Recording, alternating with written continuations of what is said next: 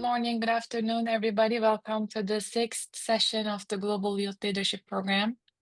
Today, we are privileged to listen Ludmila Malai's remarks coming up very soon.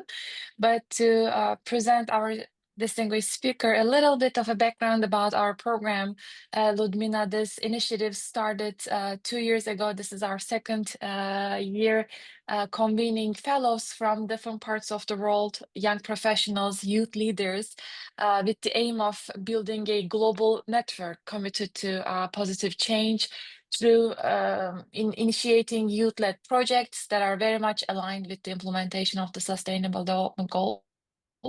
And our trainers here, expert speakers like yourselves, really aim to empower our young leaders by fostering an engagement, interactive discussion on timely and interesting topics in regards to the mission of the United Nations. And over the course of other primary sessions, we have discussed some of the opportunities at the United Nations, made an introduction on the working methodologies of this intergovernmental body.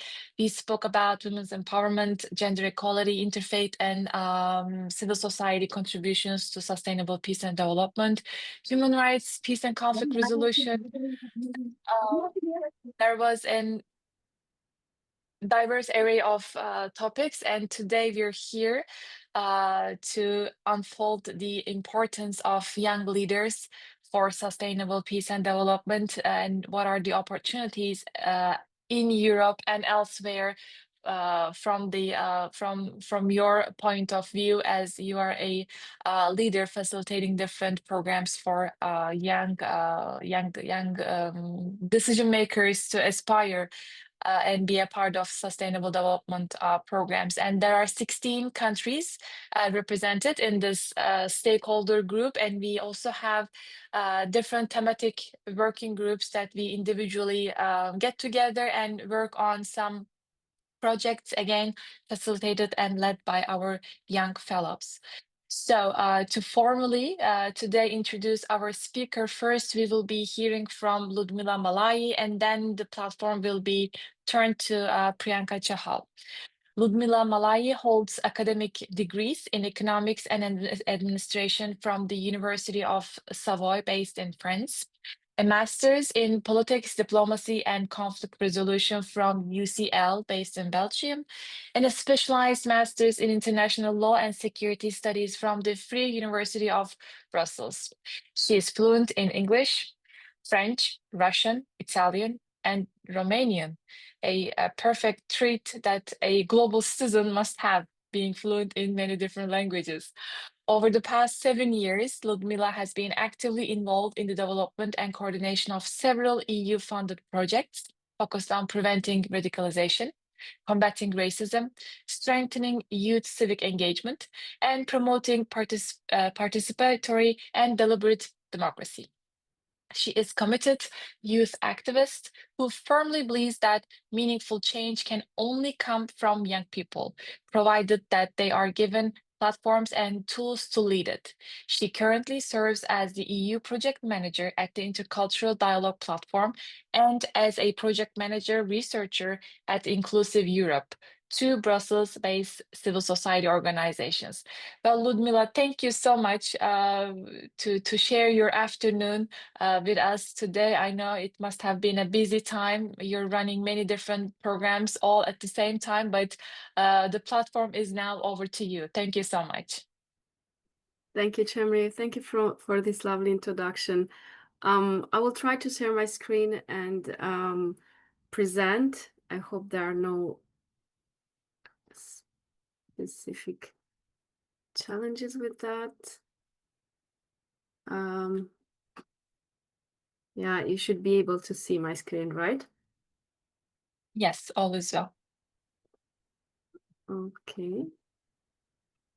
So again, thank you for this invitation. We are indeed having a quite busy schedule in the organization, but I heard about the initiative and I thought if it's for young people, I really want to bring some contribution, some observation from the projects we are running. So I will try to make a point about youth leaderships in time of extreme polarization. but also, and I think more specifically, what I will try to do is to draw from the practical observations from the project that we have been running, and in particular, one of the latest one that we coordinated is the Citizen Z project. Since Chamber already introduced a bit my background, maybe allow me to briefly introduce the organization that I'm working for most of the time, as I'm working for two organizations, but most of my time is devoted to this one, intercultural dialogue platform, what we are doing, and the project we are focusing on. So we're a civil society based in Brussels. We really work towards intercultural and the faith dialogue, active citizenship, social inclusion. We are really committed to democracy, to human rights. And in the last years, we have been coordinating many youth-funded projects under different programs. And we are also collaborating closely with the EU institutions, since we are based in the EU neighborhood. We are working with the different EU bodies, including the members of the European Parliament, the European Commission, so on. Here are some projects that we have been coordinating, and at least 3 of them are exclusively focused on young people. So like most of the time, our main target audience are young people. The one that I want to focus on today, to draw my observation and then to link it further with the youth leadership and the potential of youth leadership, is the Citizen Z project that we have been coordinating in the last 2 years. It ended last year in November. And it focused on strengthening participation of young people in democratic and civic life. So just maybe in brief what we did, what were our good practices in a way. So I think the biggest, maybe not innovation, but the biggest value of the project to me lies in its co-creation with young people. So we wanted to really give young people the central stage, to really make them the owner of the process, and consult with them in every stage of the project. And so before even starting to really organize events and deliberation, because that was the core of the project, to organize participatory deliberative spaces, we pre-consulted with them. So we had many youth pre-consultations in the different countries involved, to see what they would like to have the deliberations on. So we try to understand what are their priorities, the focus issues that they would like to discuss and address. So we had these pre-consultations, but then all over the different moments of the project, we had youth advocacy teams to try to engage them every time we wanted to organize an event, an activity, presenting them our initial idea and asking them to comment, to bring their contribution in terms of content, in terms of formats, everything. So we really took over their ideas and try to integrate them into the programs. Even if we organize the events, for example, in the European Parliament, we asked the team that was facilitating us to provide us the space that would allow us to provide the format that young people requested. And then we also had these participatory deliberative spaces as such, so the core of the project, where young people were able to discuss together the different issues that they had chosen. One of the main, I think, again, value of these spaces that we try to create is that they were inclusive, but also that they were promoting understanding and promoting a culture of dialogue rather than a culture of trying to win arguments or trying to debate. And I think that's especially valuable in the polarized world that we are living in today, not trying to kind of create camps and divides, but actually trying to listen to the other's position and ideas. And also we try to build some skills for young people to make them more fitted to engage in political debates through this participatory and deliberative spaces. Here I just added a few photos from some of the events, but this is just really from 2 events in Brussels, but we had many events in the different countries of the project, which were Italy, Croatia, the Netherlands, Belgium, and in different cities over there. So because we don't have that much time, I could speak hours about the project itself, but maybe to go to some key findings, and then continue the conversation about youth leaderships, because I think it's quite interlinked, and I would like to give you some key findings that we have from Citizen Z. So first, one of the things that struck me most is that many of the youth participants in our project told us that the reason they are less engaged, the reason that they choose to not engage, is that they feel they lack the skills and knowledge to do so. So for me, that was a bit surprising. But even more so, it was surprising to find out that even political students, political science students, told us the same thing. They expressed similar concerns. So that made us thinking about the importance of creating these spaces that really help young people build skills for being able to contribute confidently to public debate, to democratic, to civic life. So we try to reflect a bit more on that. So we are now trying to write some projects to try to implement some civic education programs, curricula, but also some youth-led projects that would help us into this direction. Another very interesting fact that we were finding from the project was, but that was actually the same for all the previous project, is just as in this one being specifically focused on civic and democratic engagement, it was more visible, is that in general, young people tend to engage more when they are involved in the co-creation. And this is what we do. That was the core of the project. If you try to do something for a target audience, the right thing to do is to involve them from the early stages. This is what we did.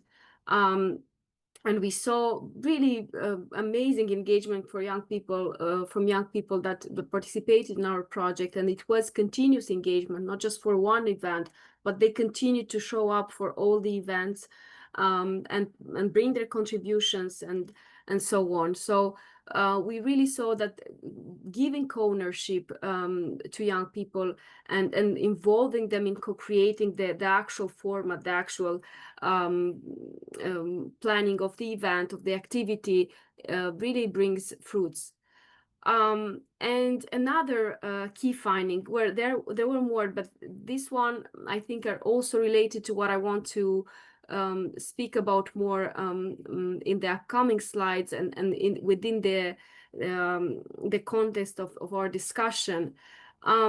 It was very interesting to see that young people are very concerned with issues that are generally kind of moral issues, in the sense that the topics that they found a priority to be discussed and addressed are always somehow related to justice, equality, inclusion.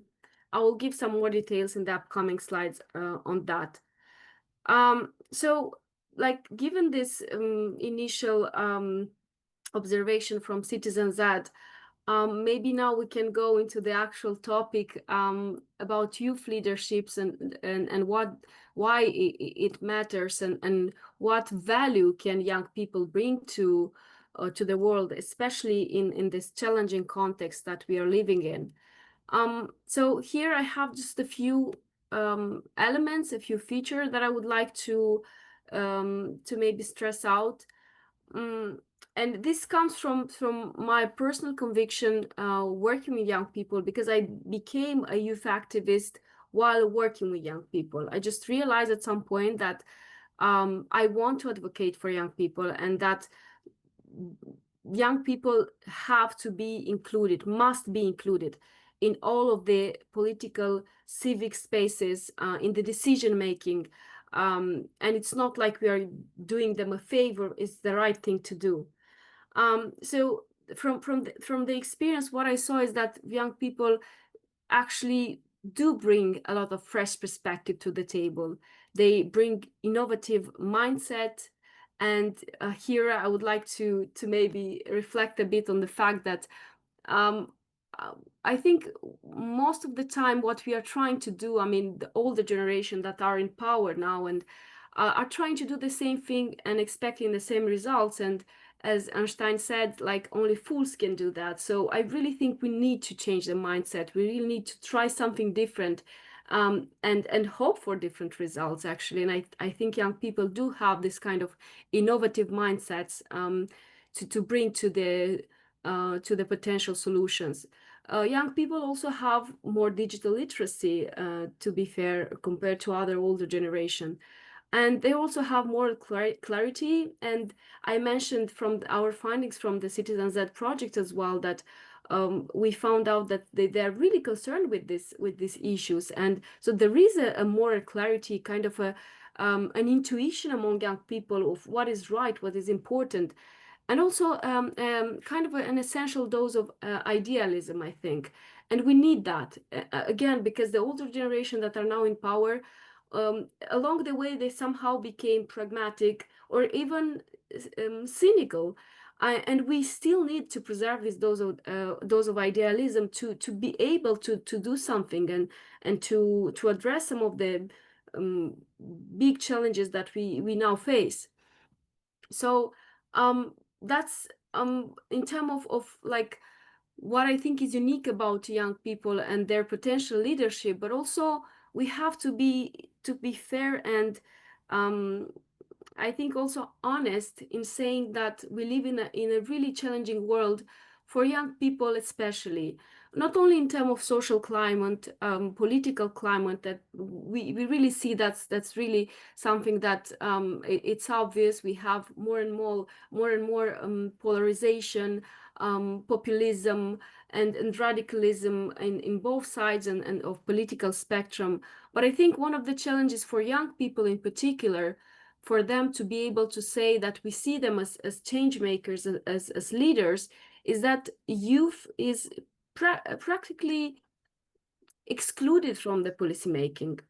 And I will give some interesting statistic about that. But the fact is that we are asking them to take center stage, to be leaders, without actually giving them the means and the tools to do that. And I think that's quite hypocritical on our side, because while I do believe young people are really the ones that can change the world, and the one that should, we need to give them the tools to do that. Otherwise, it's not fair.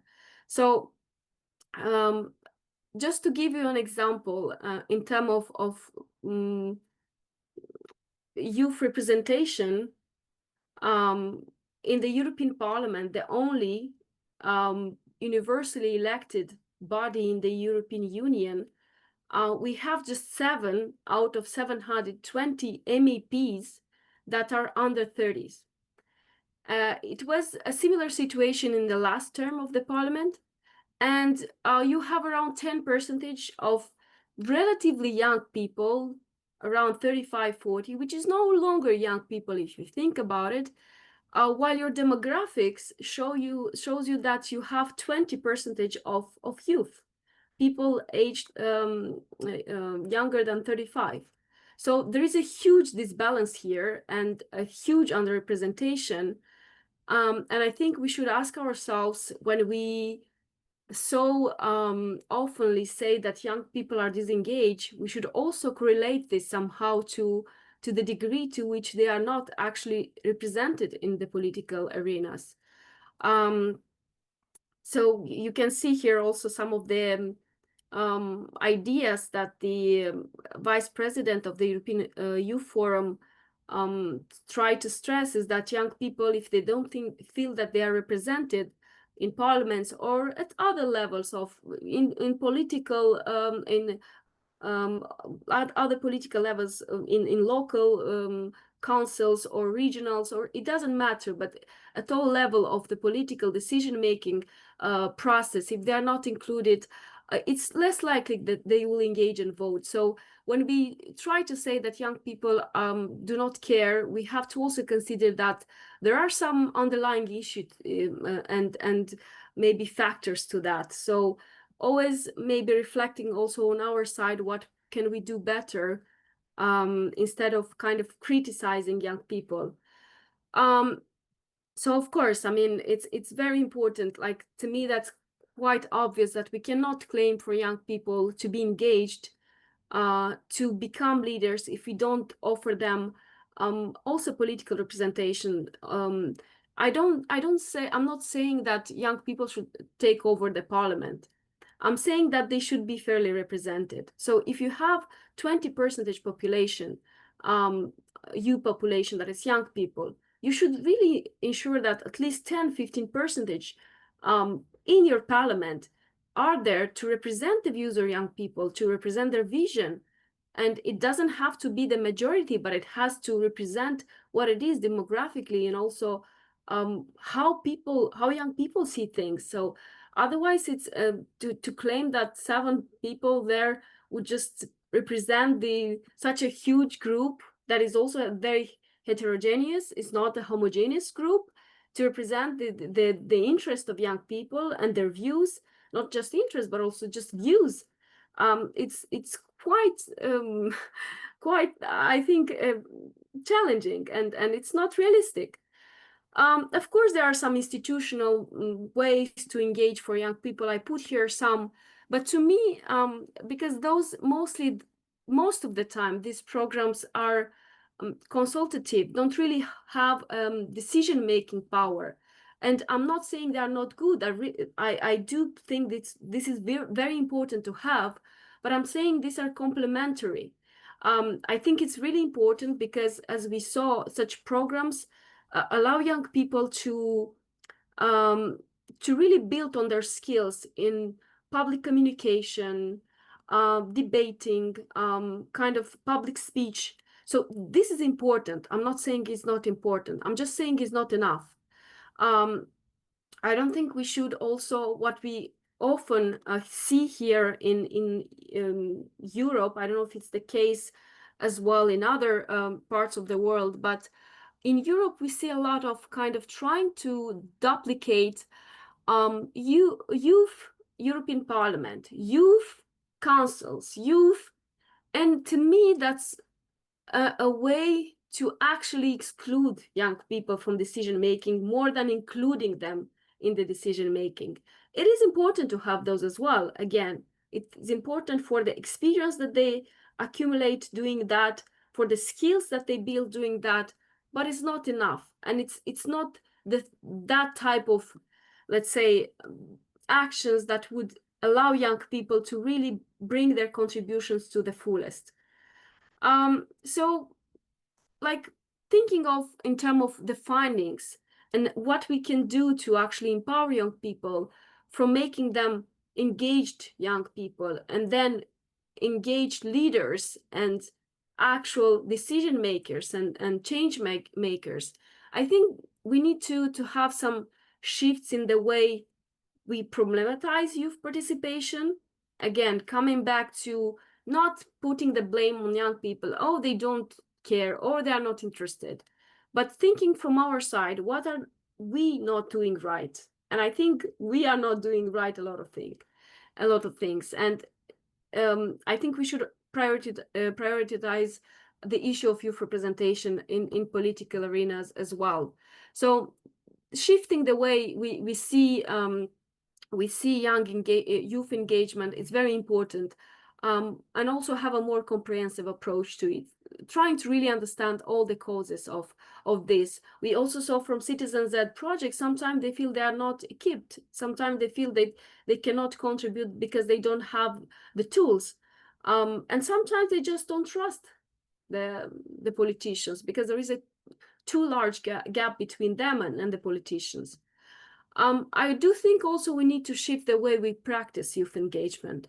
And that's what we try to do also with Citizens Ed. But unfortunately, nowadays there are still many activities proposed to young people, them being the main target audience, where everything is already decided. They come there and they're just asked for some contributions. And I find this to be extremely unproductive, and but it's still done. It's still done a lot in different type of organizations. So to me, if we want authentic and meaningful youth engagement, we really need to involve them in co-creating the process. If you are organizing an event, invite them from the early stage when you are just trying to understand what you want to do, when you're just trying to plan your program, like involve them from the very beginning, consult them, see what they need, what are their interests. And also, I think we need to propose more inclusive formats of engagement. Again, as I said, young people are not like a homogeneous group where you can claim to, oh, I understand, oh, I see. These are people that are very different from each other, from different type of features. And this has to be considered in order for us to be able to engage with them fairly, and for them to engage with us also on a fairly basis as well. So maybe some ideas in terms of the tools and means that we can provide to young people to empower them, to empower their leadership. First, again, I will maintain my something that I try to communicate to everyone almost when I'm talking about young people, is about representations, and especially political representation, decision making powers at different levels. And when I hear, I hear so much, even from young people themselves, that we are not experienced enough. We cannot be part of the decision making. I have two remarks to that. When you build a team, I am a project manager. When I build a team, I always try to diversify the profiles that I include. So of course I would want to have like experienced staff, but I also want to have some fresh mindset, some energy that is different, an innovative mindset, and an innovative, let's say, profile. And usually that's what young people provide. And so when someone tells me that no, young people cannot be part of a parliament, any type of parliament, I cannot see why not. I'm not saying they should be, again, the majority. I'm just saying they should be there. And they have the right to be there to present a different perspective. And experience is not the only feature that makes someone valuable to contribute. Is one of them, but is not the only one. So I think we should reflect more on that. We need to also provide young people with meaningful and co-design engagement. I mentioned that a lot as well, and inclusive platforms, as well as civic education program. We are trying to work into that now with a huge consortium of universities, trying to draw some innovation into the civic education program that we can implement in Europe to provide young people with the necessary skills to feel more prepared to contribute to public debate. So we are trying to do that as well. And hopefully, if we are funded, we will implement this program. Maybe in conclusion to what I've been talking about for the last 15-20 minutes, the ideas that I would like to maybe have you take away from this is that I don't think it's true when we say that young people do not care, that young people do not want to engage. I think that they are just waiting to be trusted, to be truly included and empowered through the powerful, through the tools and means that really will allow them to participate. I truly think that a fair and a just democracy cannot exist with meaningful youth leadership. I honestly think that, and I think we should stop patronizing and marginalizing young people. It's not in our interest. It's really not. And on the contrary, I think they are the future, and we very much depend on them for our future as well.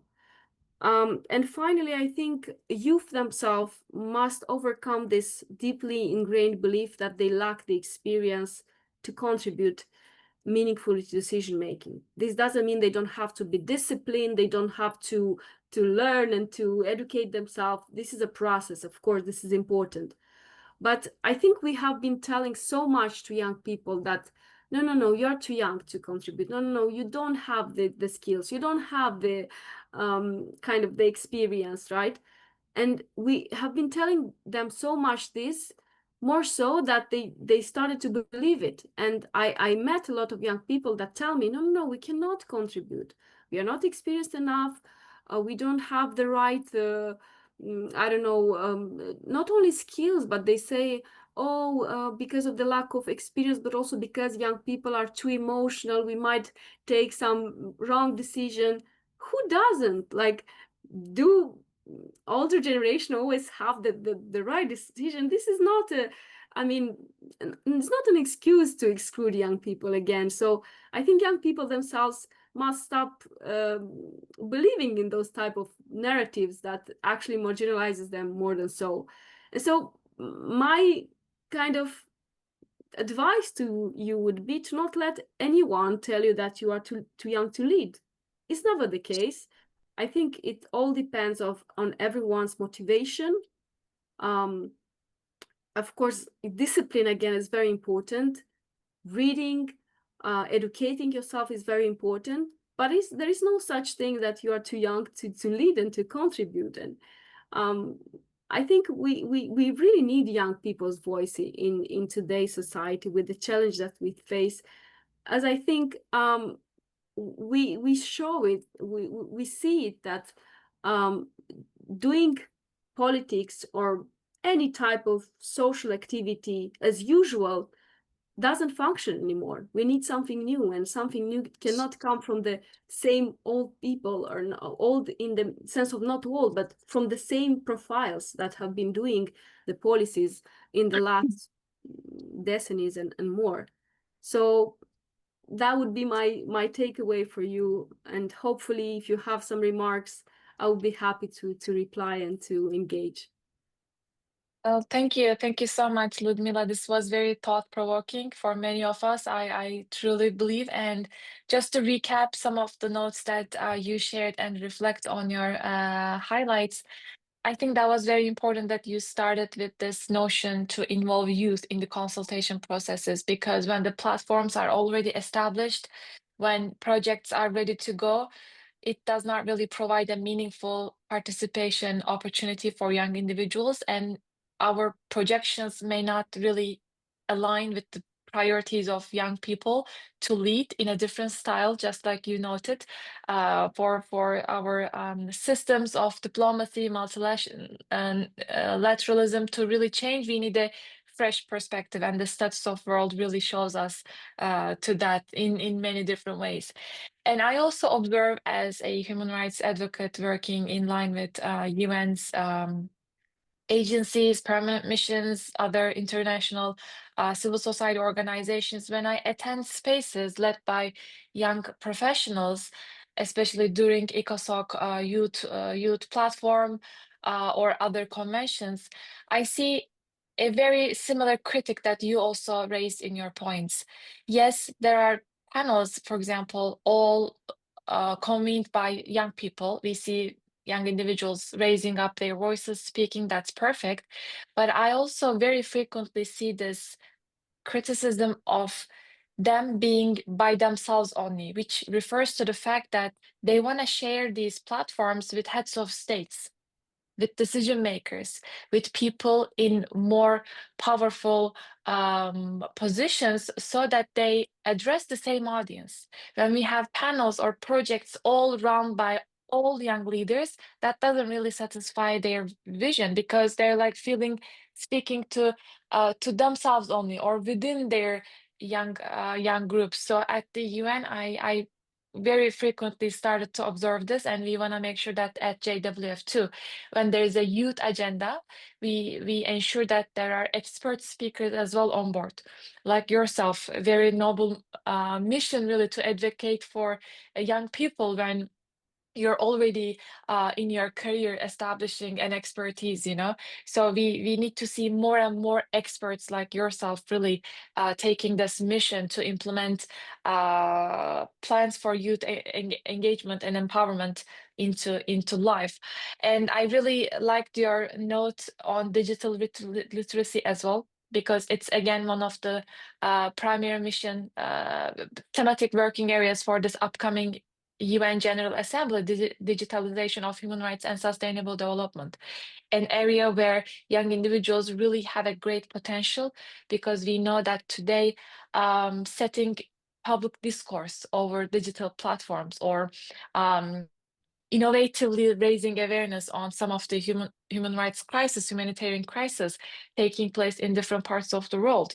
To do those, we need the young perspective of young individuals, and they are really the ones who are facilitating these platforms much better than experts with decades of experience. So we definitely need their meaningful presence on board. I have many other notes that I want to come back to you later on in the Q&A session, but now I will move on to our next speaker. And when she is done with her remarks, I will open the platform for an interactive engagement. And today we're also lucky to hear from the Journalists and Writers Foundation's Program Associate and Youth Representative to the Department of Global Communications, my dear colleague Priyanka Chahal. She is a medical doctor and a global health researcher, currently pursuing a master's in global health at Harvard University. She leads initiatives across India and Central Asia focused on health equity, gender equality, human rights, and sustainable development goals. As a youth representative to the United Nations and a leader in the World Economic Forum Global Shapers community, she advocates for inclusive development and the empowerment of women and marginalized communities. Well, Priyanka, the floor is yours. Thank you very much, Amri. That was a very kind introduction. Hello, everyone. Good afternoon, good evening, and greetings from Journalists and Writers Foundation. So glad to be here, and that's our final session of Global Youth Leadership Program. And I thought to share some of my own personal journey, perspectives, and experience with you all, because the session title really resonates with all of my journey so far, and where JWF also contributed a lot in that journey. I'll share a very brief presentation. So I will let me know if you can see my presentation. Yes, it's good to go. All right, thank you, Jamari. So I always had this question, that why youth leadership is important, and then I was also finding my own answers, and then the answer for this is that it's very crucial for driving any positive change or innovation in the rapid evolving world, and we are the global citizens, so we have more curiosity that we need to be included in those changes and to make impacts. And our perspectives bring fresh ideas and solutions, and while empowering the youth for more inclusive and sustainable futures, even reaching the Agenda 2030 faster if we involve more young people. Um, and why youth leadership is urgent. As many of you may be knowing that over 1.2 billion young people are there, and that makes up to 16% of the global population. But young people hold less than 3% of the government seats or in leadership because everyone thinks that they don't have any experience. But we have the potential to change the system. But more importantly, I wanted to talk is that believing in the impossible at the very beginning of the step, even if you had your experience, is very important.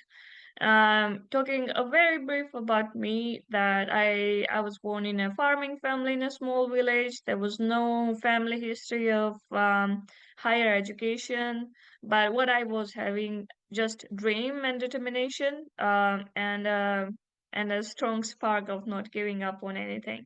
So at this moment, I can proudly say that I became a first generation doctor, first ever doctor in my whole family. And I launched and built initiatives while doing a lot of advocacy in healthcare, youth development, and inspiring other young people. And I believe that when we are together, we lead the change very fast than if we just try to make it on our own. So, you know, together we reach beyond what we expect not to be. So right now I'm a researcher and a student at Harvard University. And I would like to say that dream, even if you don't have any roadmap or model, showing up is very important, and having curiosity is very important. With a lot of questions, confusions, and even the self doubt, it is okay to start. Um, I'll say that what helped me grow, that's a very simple answer. I would say that curiosity. Always be curious. For example, we are having this session right now. Even to have curiosity in this session will just, open different origins in your mind, in your brain, and connecting different neurons. So it's you start questioning things, you start finding the solution. So curiosity is very important, and I think it's one of the a big step to start. That just be curious about things, even if you don't know anything about that. So I would emphasize here that start where you are, use what you have, and build what you need. Um, These are just some of the, I thought just to add these photos in the slide just to show that from the last 4 or 5 years, what I was doing while handling too much academic load in medicine, and still was very active in different programs, in different events, in different conferences. Here you can see very first photo. It's when I was invited in the annual curators meeting at the World Economic Forum in Geneva, in Switzerland.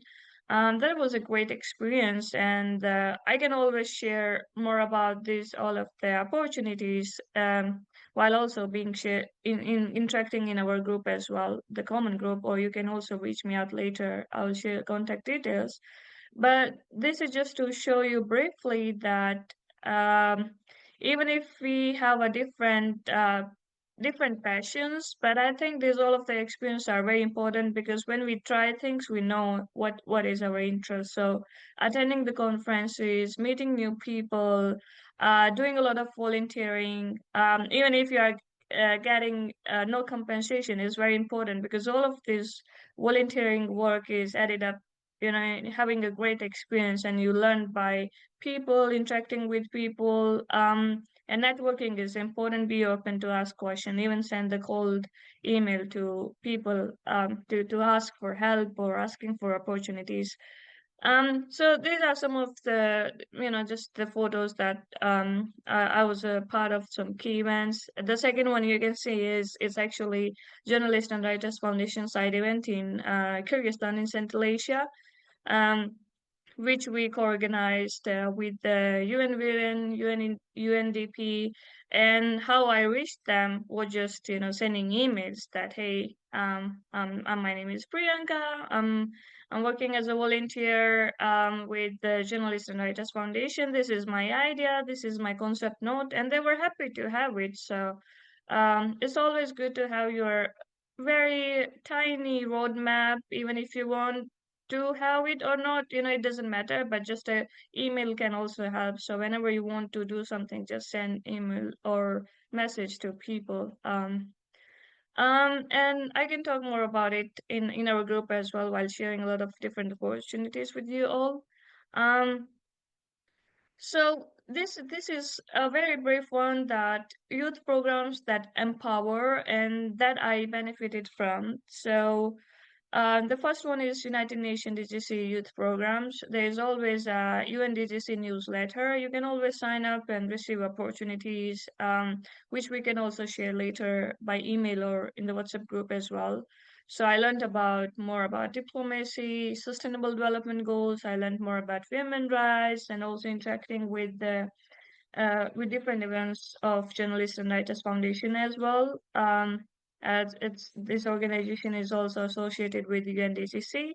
One of the key part of the youth program that I was a part of was Global Shapers, and I will also share the link of it as well later by email, where I learned more about climate action, entrepreneurship, and also United Nations conferences as well.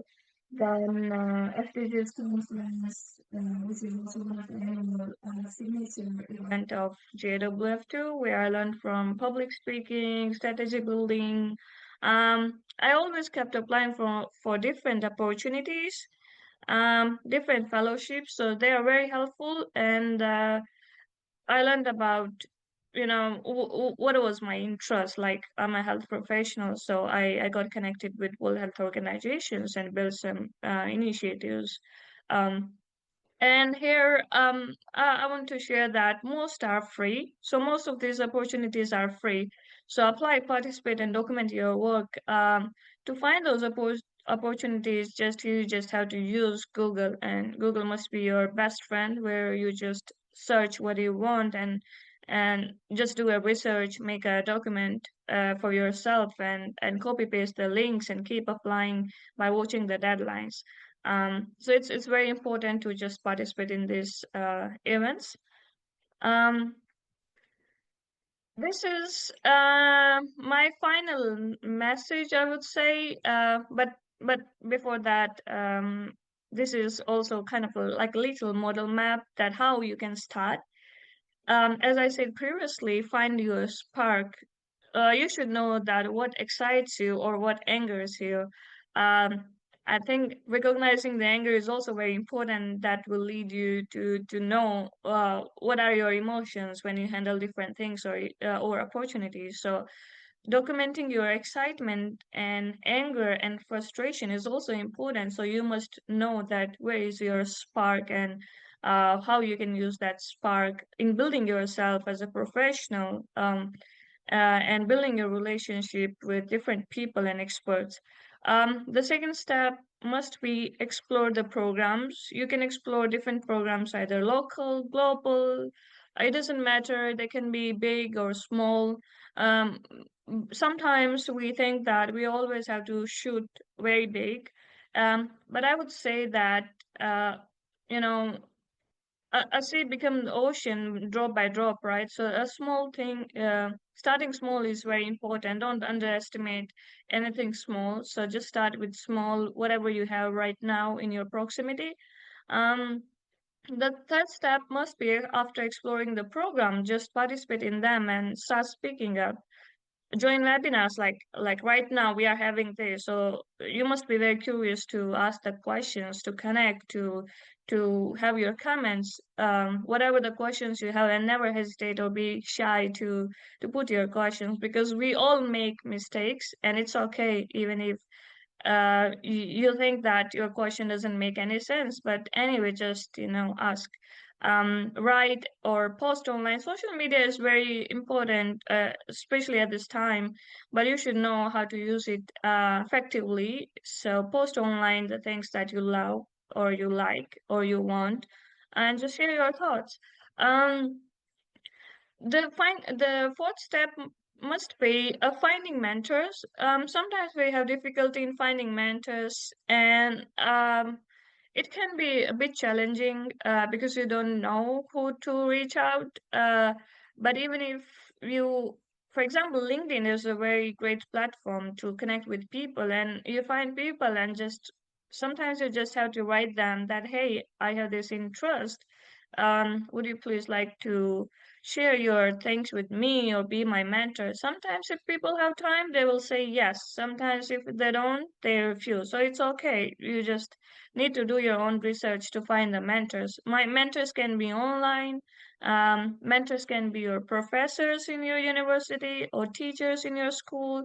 Mentors can even be friends who are doing a lot of things and having a lot of things on their plate, so they can also be mentors. And mentors can be anyone. It doesn't matter that a mentor can only be from a high big university or Harvard University. So just try to find your mentors and talk to them. um, the fifth step is that track your growth. So we always keep, when we apply to different opportunities anywhere, the first barrier I think we face is to have a CV or a cover letter, because most of the opportunities they or application, they always ask for you to write a cover letter or motivation letter or build a C, or like having a good CV. But I would say that your story is your CV.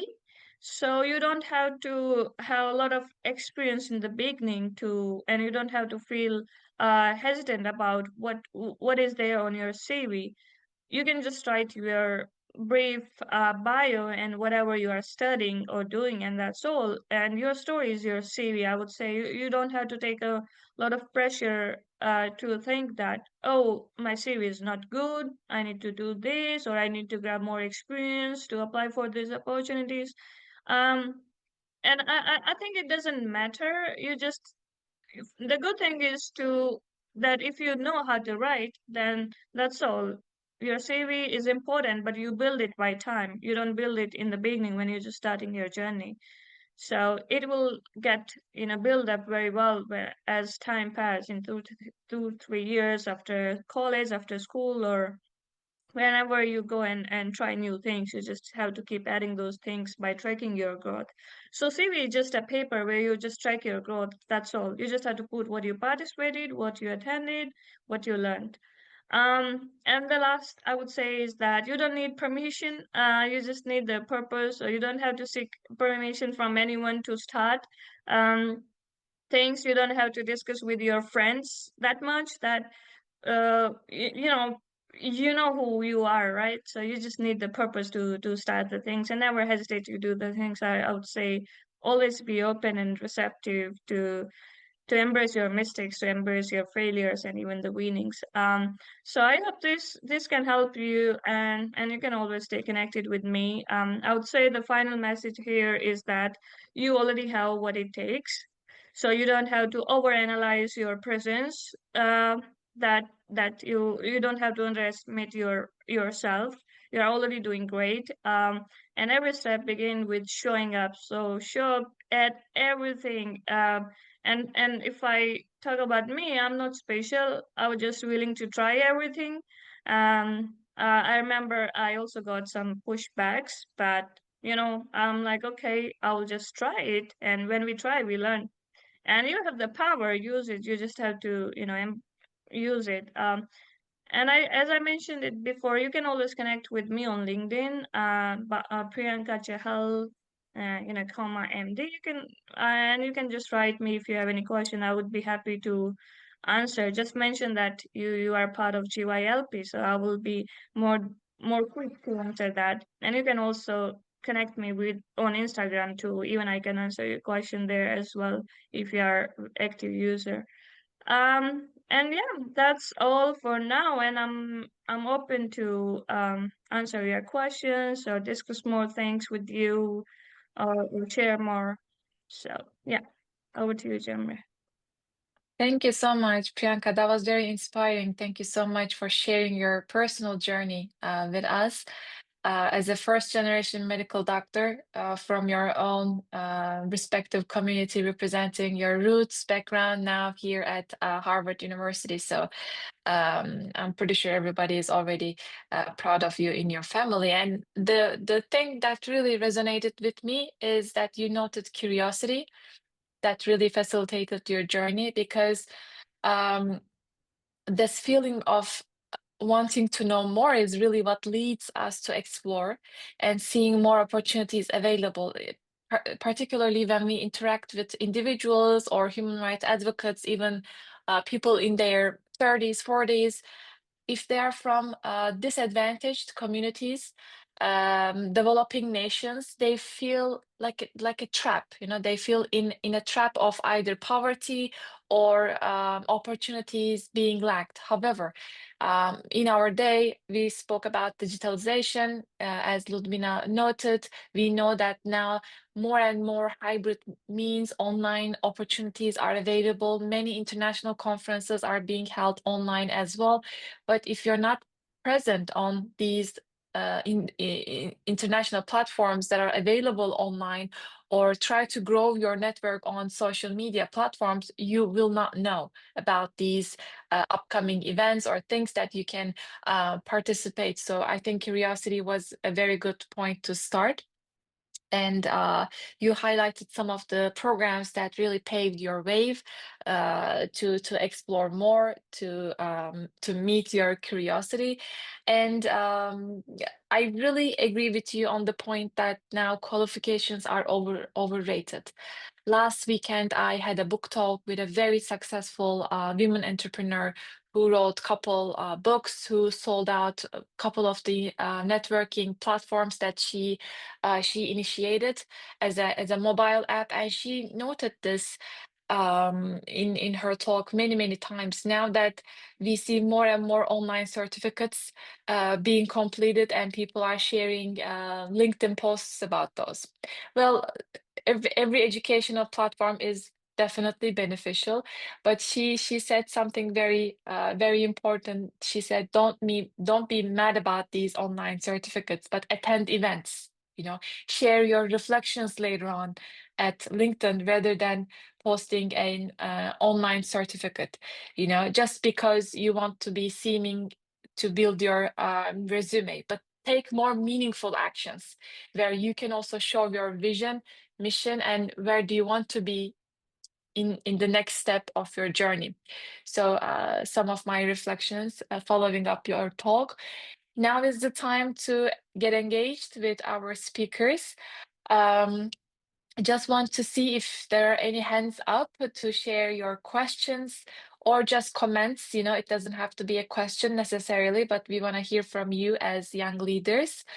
So if anybody is in line, please raise your hand or just jump in the question.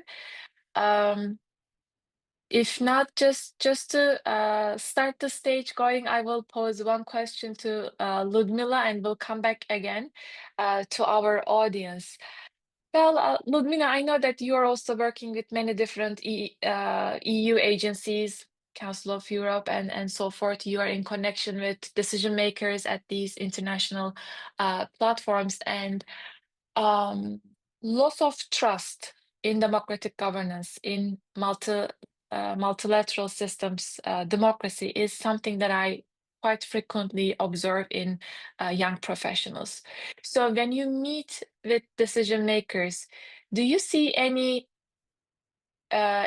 sort of agreement with these high level individuals? Do they also see this lack of trust? And do you see any plan from European decision makers to really fill in this gap of meeting with young decision makers, or a vision or roadmap to rebuild their trust in diplomacy and democratic governance?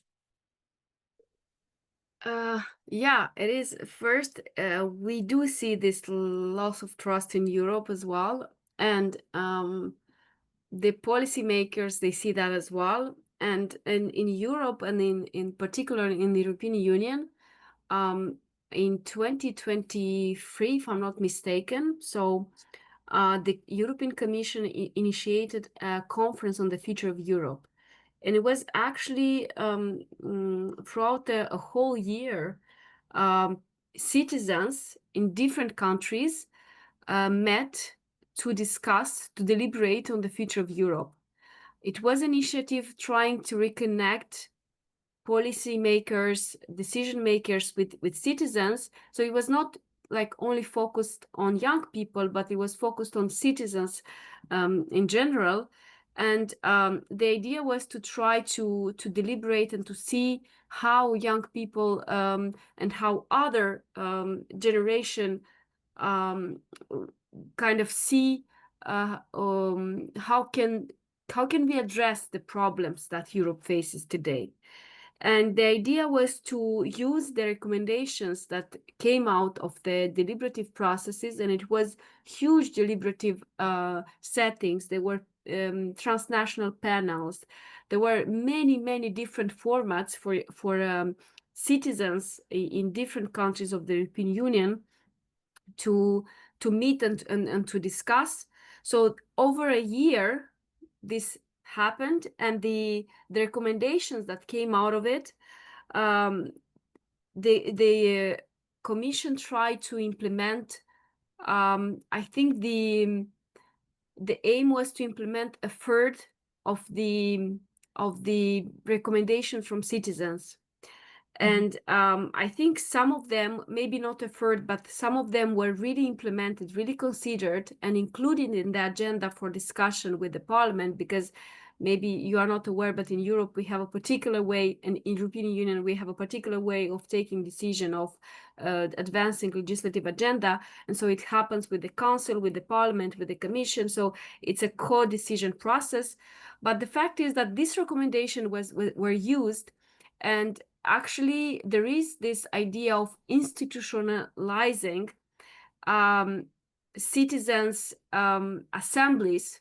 So maybe, I don't know if how much people are aware of this, but again, this part of a participatory deliberative practices method, where we try to really involve citizens in decision making through these consultations, through these deliberations. So the idea is to try and institutionalize this through a permanent body where citizens will permanently continuously feed into the policy making, into recommendations for policy making agenda for the European Union. So for example, at the national level, we have, sorry, I can talk about this for hours, but just trying to stay short.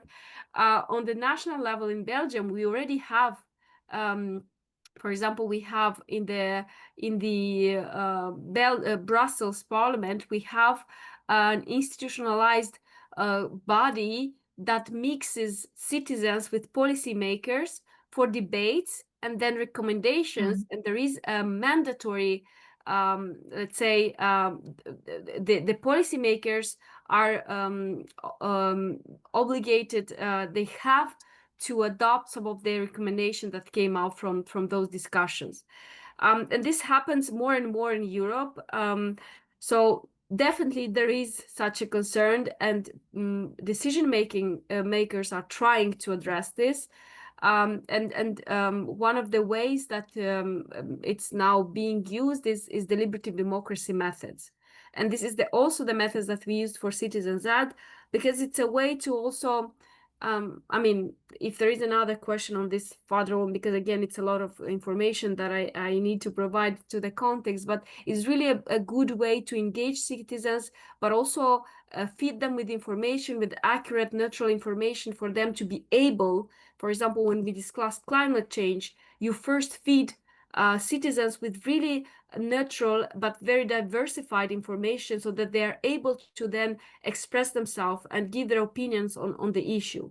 So it's a really good way to try and involve young citizens, but also to involve them while they're aware of the stake of the issue.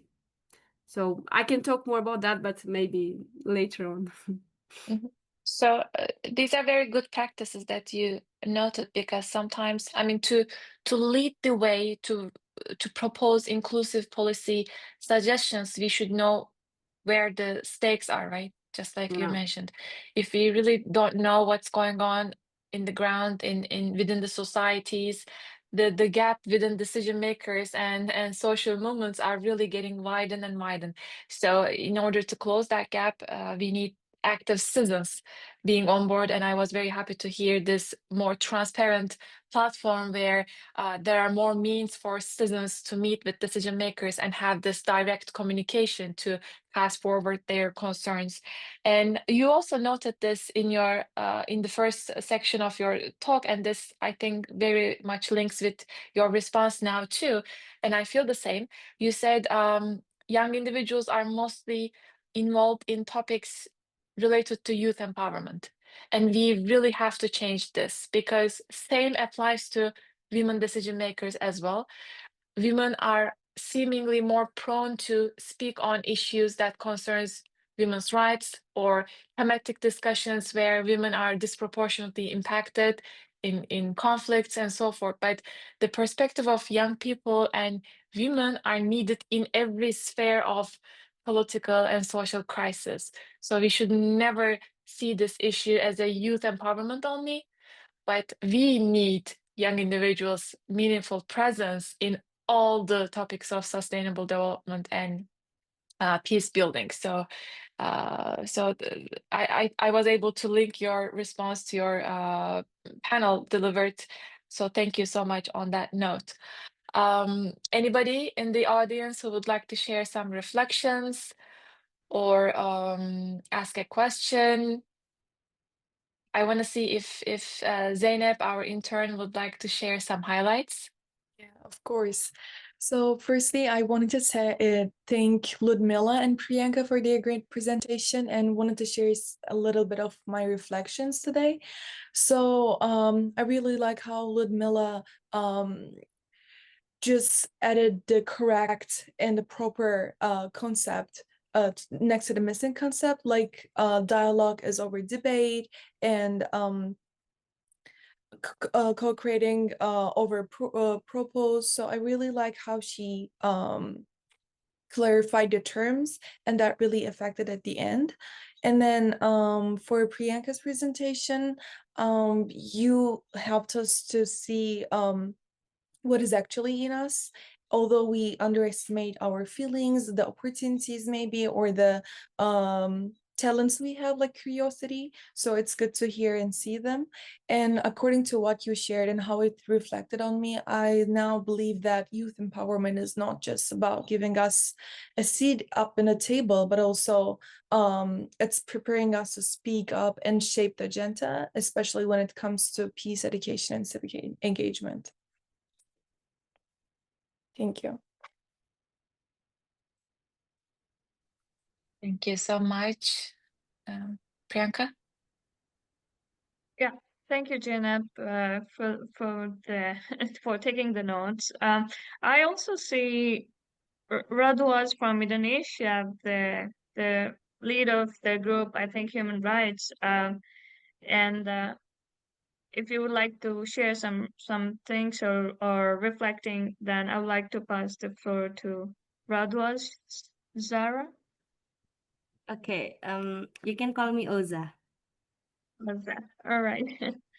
Well, maybe I have a question for both of you, Priyanka and Ludmila.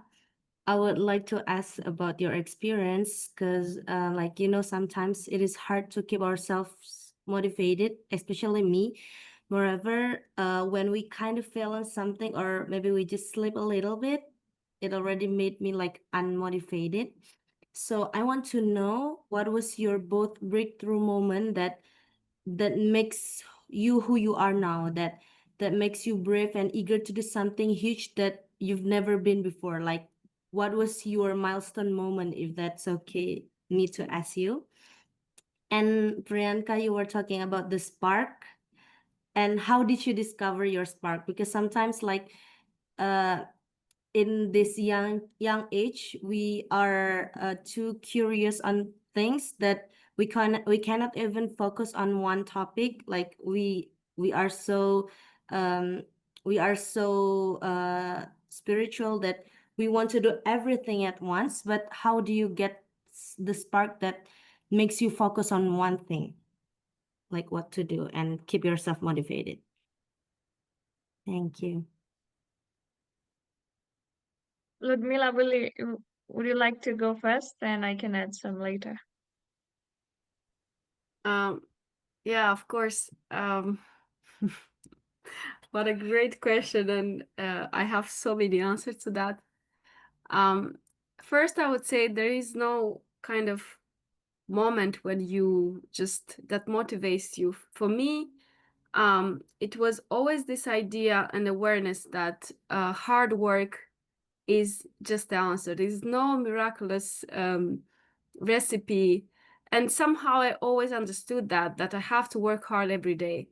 And that's what I'm saying to my kids every day, that 10 minutes of practice is better than one full day once in a month, because our brain also needs to assimilate the information that we give them.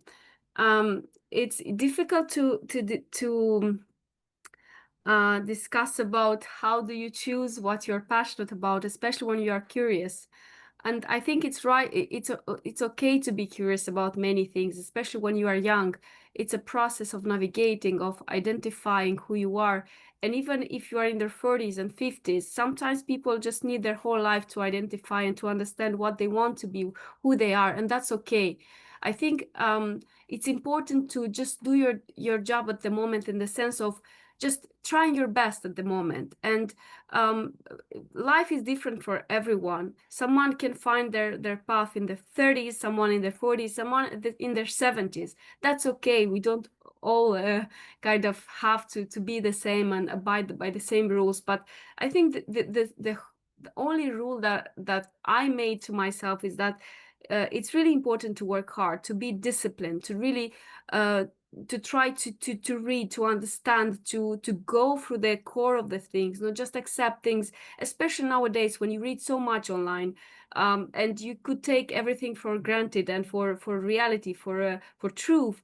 But then if you don't do your research, you might end up in very wrong and like confusing situations. So it's really important to do your research, to study, to create yourself a critical thinking skill, which doesn't come over the night. It's really something that you train with practice, with education, with reading, with reflecting. So there are so many things that I would like to say about this, but I just don't want to take all the session.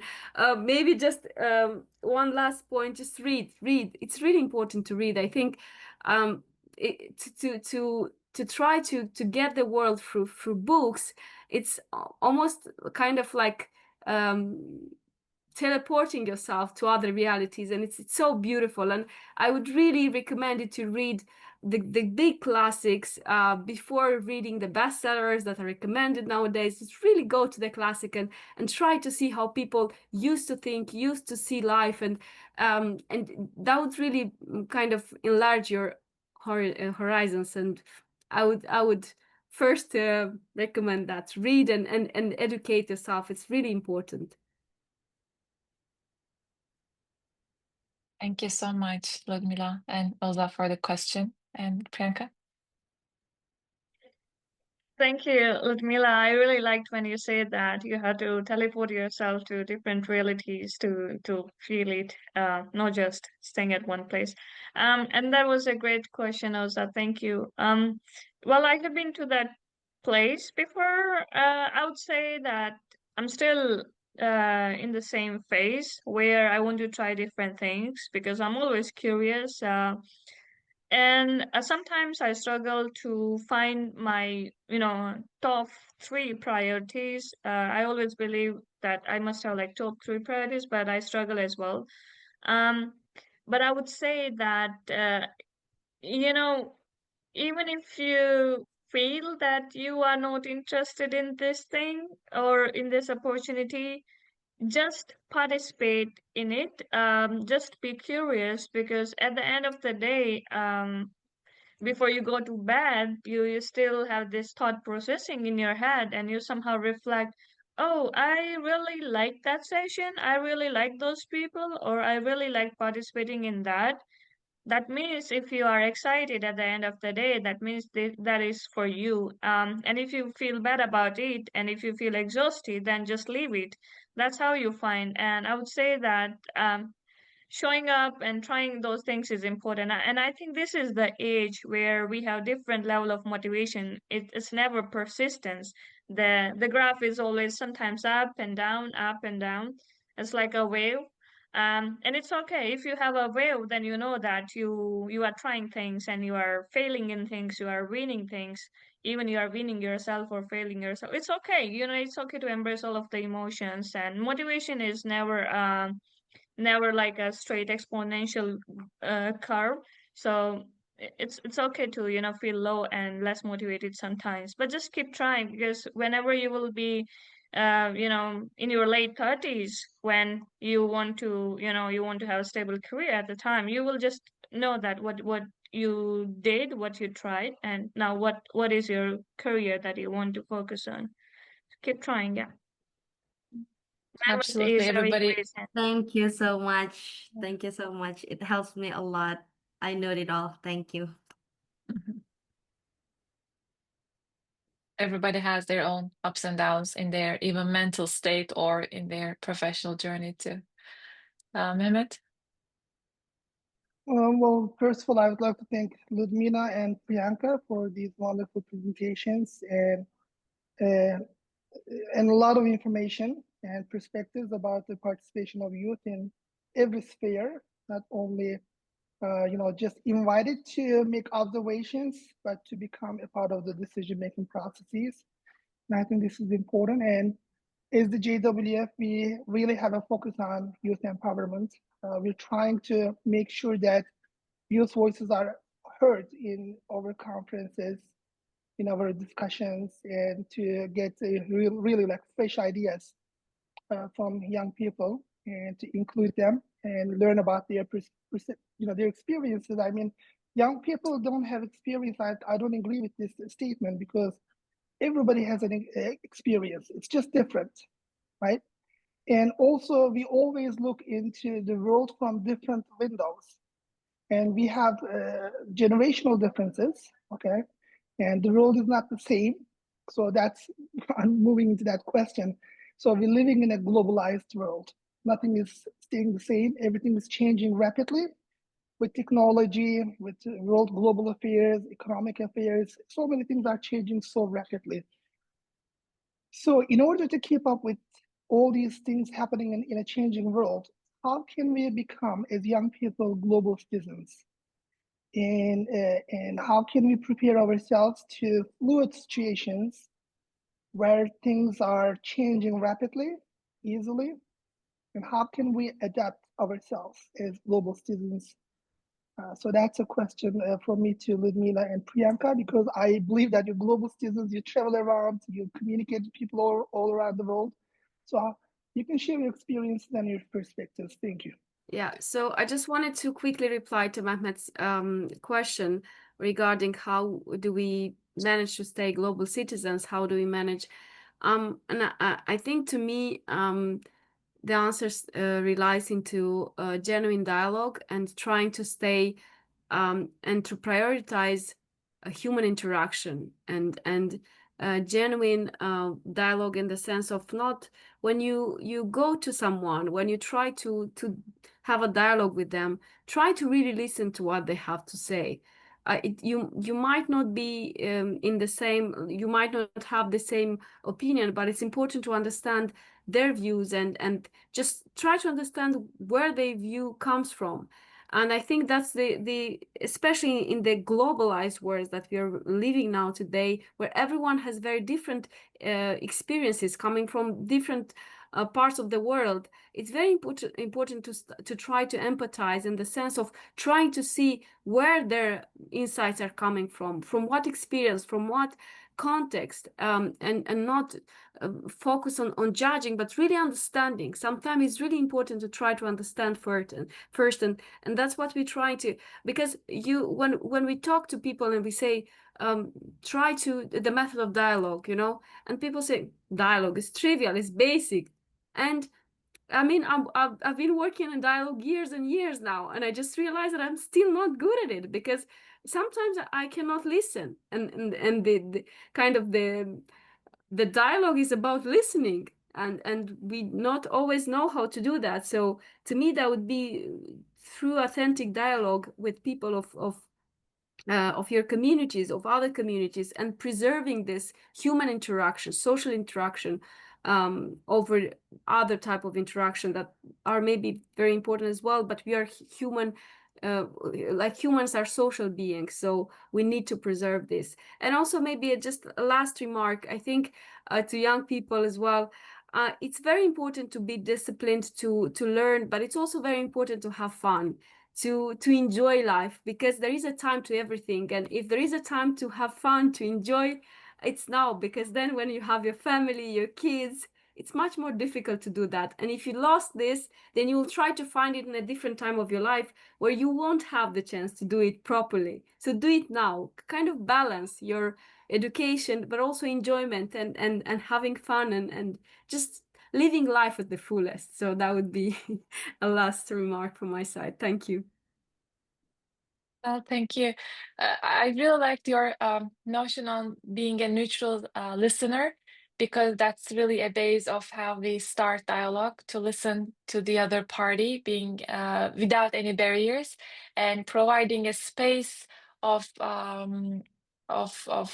secure environment where people can truly represent their identities, their beliefs, is very important. And we have one question. Maybe we can address that before we wrap up as well. Rishi Gopal, if you're available, would you like to ask one of these questions yourself and join the platform? Yes, ma'am. If you, This is yeah, Rishi Gopal Mondal from India. please go Ma'am, my ahead. question is, how can young leaders in developing countries, leverage limited resources to create sustainable solutions for embracing local challenges while building global partnership? What are the challenges in developing countries for young leaders? Thank you. Thank you so much. Either of our speakers can jump in with their reflections. Some of the most persistent barriers, what are those? Maybe something different from the ones that are classic. Well, I can just quickly reflect on this because I come from a developing country, India. Hi, Rishi Gopal. Namaste. Nice to meet you virtually. Thank you, ma'am. Well, challenges are always there, and I would like to uh, also say that, but challenges are there to build our resilience of even if we are receiving the resistance from either the system, either the people, or the limited resources that we have, that what we want sometimes is not sufficient to implement that in that area. So even if the barrier can be, a small or big, it's okay, but the thing is, you need to track down those barriers. You need to actually know what are those barriers and from where they are coming from. What is the local capacity involved in those barriers? And is there any way to find the solutions to cope up with those barriers, or to find the solutions of those challenges that you have on that ground? On grassroots, I can give some example. When I started doing things back in India, I remember I was just about to enter the medical school, and being a woman, I got resistant that I cannot do anything because I'm not allowed to speak in a very loud voice to my elders or to the leaders there, and I was always feeling like I'm very suppressed. But what I did that I really followed a way to track down those barriers in a page or in a document, and found out that those barriers were coming from, or what people, what system, who are involved in those ones. And somehow there's always a solution of those things. And then you just need to find also those people who can help you balance those barriers or help you to navigate those barriers. And sometimes it's okay, you cannot change the whole system, but every small step matters. So you have to still, push a little bit, raise your voice, take a stand, but you also need to find that capacity of the same people who are having the common goal and common aim like you, and the same mindset. So when you are two or three or five people together, those barriers are still there, but I would say that they somehow lose the ability to resist you that much. And then you somehow find a way and a hole in those barriers to just, spark your light and make a little change there.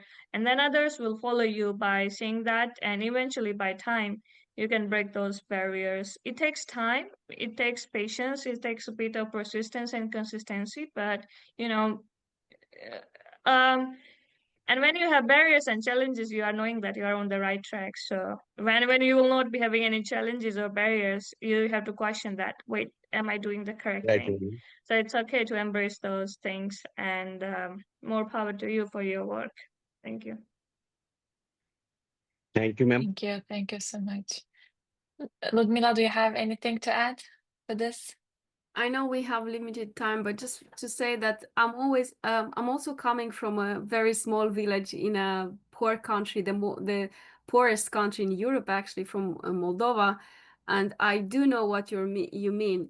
And I think the answer is always in ourselves. I mean, before we can rely on maybe bigger capacities, like I don't know, the resources that are given to us by public services or any other authorities. I think the first thing we need to do is to rely on our own consistency, discipline, and that's what I try to do since I was little, trying to really do my best in the condition that I was. Because it was not easy. We were really living modestly, but I always try to learn, to educate myself, and I think this is the only way to actually bring some change to your own life, and then hopefully to your community as well. So challenges that are everywhere, not just in I mean, when we talk about Europe, it feels like, oh, Europe is a really wealthy continent, but it's not always the same. Like it's a very also diverse kind of gathering of countries, and different experiences are here as well. And it's really, I think, the personal motivations that make the difference to our life. So I would really encourage you to do your own best, and then hopefully results will come as well. Thank you so much. That I think that was an important note, that disparities exist in every part of the world. Even for countries with high level of GDPs or relatively more developed state of governance or democracy or peacefulness, we still see underrepresented minorities or communities, which needs a pump up, for them to get to the stage and be a part of decision-making mechanisms, which includes young individuals foremost. Well, thank you so much, Ludmila, Malai, and Priyanka, Chahal. That was a great, great pleasure to have you with us this afternoon, this morning, to share your perspectives on youth empowerment and how to create inclusive platforms.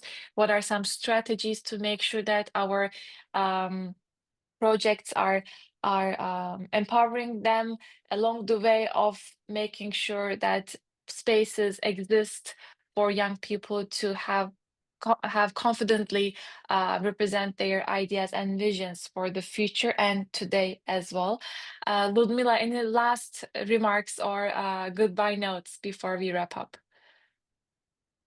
No, thank you again for the invitation, and I really hope it was useful to your participants, to the young leaders of today and tomorrow. Thank you so much for Thank inviting you. me. Thank you. Priyanka? Well, we will stay in touch, and good luck for all of the things that you do. And we are here just to support you in your journey as well, either from beginning or you are in the middle of your career, or if you have any questions. So it was great connecting you, and it was great hearing you, Ludmila. I also took a lot of notes. The presentation was really insightful. And I'm not sure if we can share the presentation with our participant. It was really a good one to have a reference. There was many insights to take notes on to move forward. Thank you. Of course, Cemre has it, so I think she can share it with everyone. Yes, I have the latest version as well, and I will make sure that everybody receives it. A very last couple of reminders before we log off for today. Yes, this was the last session of the thematic discussion session of the Global Youth Leadership Program, our sixth time that we convened from many different countries for the mission of diving into interesting discussions and take some important notes from the expert speakers involved. But next Thursday, July 3rd, and we will be sending reminders on this too, we will be meeting for the graduation ceremony, and that will be really the time that we want to learn from you if this format is working, if you have any suggested themes for coming up, or in what actions do you plan to take in your working groups to revitalize your projects and programs coming up to be implemented soon. And my last reminder will be on the requirement of writing a blog post. So in order to receive your certificate of completion, we want to make sure that we receive your blog posts latest by July 15. And your blog posts can be about any of the 6 themes discussed at this program, or any topic in relevance to the 3 main working areas of the Journalist Emeritus Foundation, falling under the topics of culture of peace, human rights, and sustainable development. So if you have any questions in regards to blog posts, write us in the WhatsApp group chat, or reach out to us directly through a DM or email, noting that July 15 is the last day to submit your blog posts if you would like to receive a certificate of completion. And we will see you next Thursday for the graduation ceremony. Just want to ask Mehmet if he has any reminders or any important notes to share before we wrap up, if he's available. If not, that's all good. All right, I think he's on the go. So very lastly, July 15 is the last day to submit your blog posts, and July 3rd, next Thursday, we will be meeting again for the graduation ceremony and last reflections on the working groups, and to cover to wrap the program up. Well, thank you so much, everyone. Good afternoon to you all. Good evening, and I'll see you next time. Bye-bye.